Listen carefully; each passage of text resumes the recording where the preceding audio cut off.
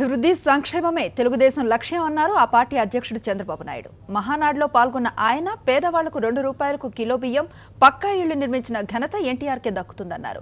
తెలుగువారికి ఒక నగరం ఉండాలనే ఉద్దేశంతో ఆనాడు హైదరాబాద్ను అభివృద్ధి చేశామన్నారు బాబు. సంక్షేమం రెండు కళ్ళు అభివృద్ధి చేయాలి.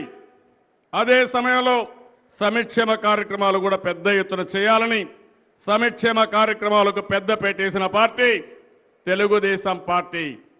ఈరోజు దేశమంతా మాట్లాడుతున్నాం ఆహార భద్రత గురించి. అలాంటి ఆహార భద్రత 83లో ప్రవేశపెట్టి ₹2 కేజీ బియ్యం ఇచ్చిన ఏకైక నాయకుడు నందమూరి తారక రామారావు గారు అని చెప్పి కూడా నేను మీకు తెలియజేస్తున్నా.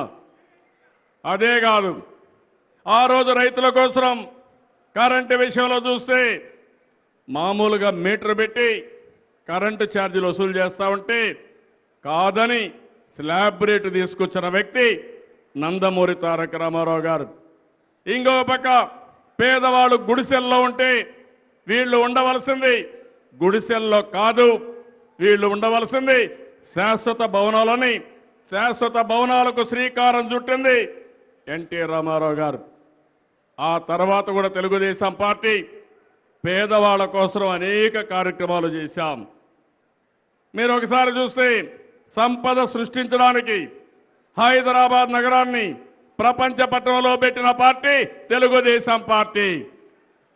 ఈరోజు హైదరాబాద్లో సైబరాబాద్ ఉన్నాం, హైదరాబాద్లో బ్రహ్మాండంగా రోడ్లున్నాం, ఈరోజు హైదరాబాద్లో బ్రహ్మాండమైన విమానాశ్రయం కానీ ఇన్ఫ్రాస్ట్రక్చర్ ఉన్నాం. ఇవన్నిటికి కూడా శ్రీకారం చుట్టిన పార్టీ తెలుగుదేశం పార్టీ.